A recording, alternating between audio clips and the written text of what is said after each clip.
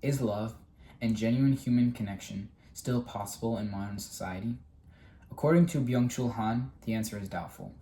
In his The Agony of Eros, he argues that modern society and its obsession with individual fulfillment, consumption, and self-optimization is slowly destroying the very thing that makes love possible, alterity, or the philosophical term for otherness. I'm sorry if that sounds dramatic, but it really is that deep. I picked this book up during vacation, and it really rattled me. It's a pretty short work, I think only around 70 pages, and you'd be surprised at how much I have to talk about for such a short book. All right, let's get into it. So I think what is most important is to understand how Han defines love. He adapts the idea of primal distance from Austrian-born philosopher Martin Buber.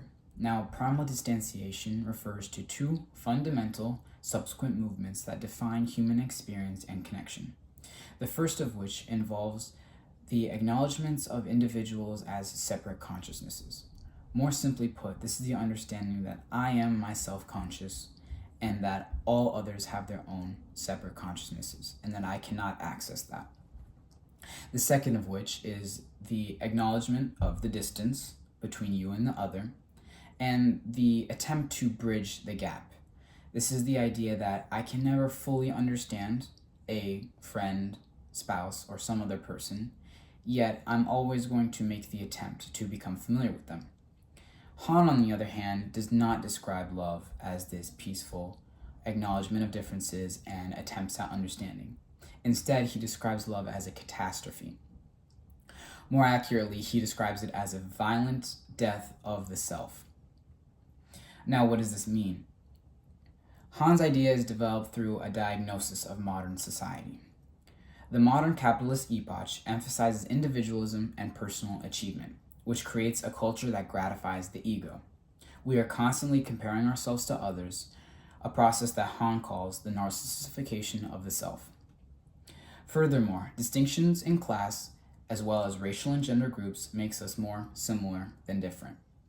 When we compartmentalize ourselves into different subgroups and different cultures, we, instead of making us more diverse, it's actually just making us into a nation of identical and isolated individuals. To Han, Eros breaks us away from what he calls the crisis of the same, by pulling the self from internalization towards the other, effectively reversing the process of narcissification that society spurs. If any of that was difficult to understand, essentially what he is arguing is that love is built on self-negation, where our ego becomes invested in the other rather than in oneself. Now that we have contextualized how Han sees love and how it is rooted in the other, we can now examine why it's in threat in modern society, or more pretentiously, what is the agony of Eros. I already spoke of how capitalism ingrains ideas of isolation and individualism, but Han takes it so much further. He quotes philosophers like Nietzsche, Foucault, and Hegel to illustrate this idea of modern-day slavery.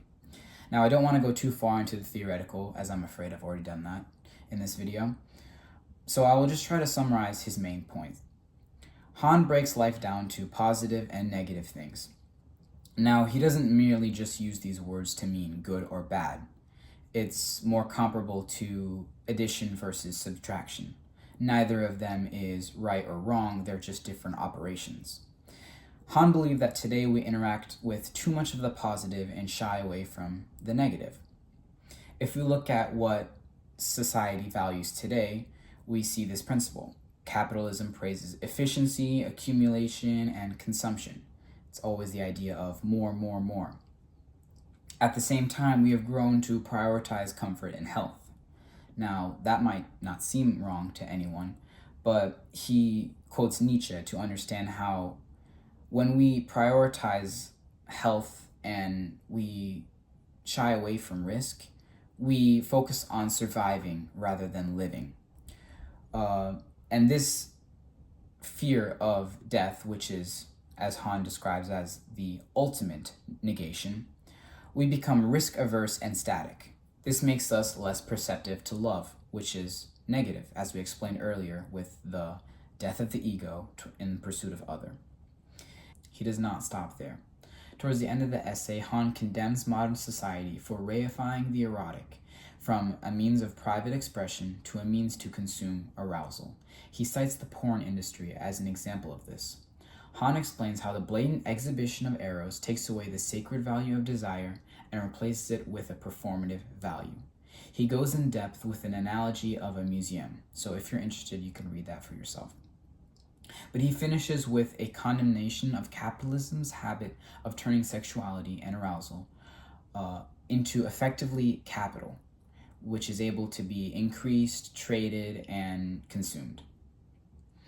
Beyond pornography, I can easily think of recent success of rom-coms or reality TV slop like Love Island as such an obvious indicator of the trend that Han was talking about. Now, around this point of the video, I like to tell you guys what you can take away from this video, what kind of practical steps that you can use in your everyday life to not run into these issues. But Han does not give us much of anything in terms of how we can improve the state of love today. It's almost like a diagnosis with no treatment. You could say Han would be a pretty terrible doctor. Despite this, I still really enjoyed Han's eulogy on love. It was bleak, but I found it to be a little more captivating than other ones that I've read by Stendhal or in the Symposium. But yeah, I would highly recommend you guys look into this. It's so short, but it's definitely worth your time. I think I rated it 5 stars on Fable, so I think I will be rereading this in the future. So that's all I have for you guys today. Have a good one.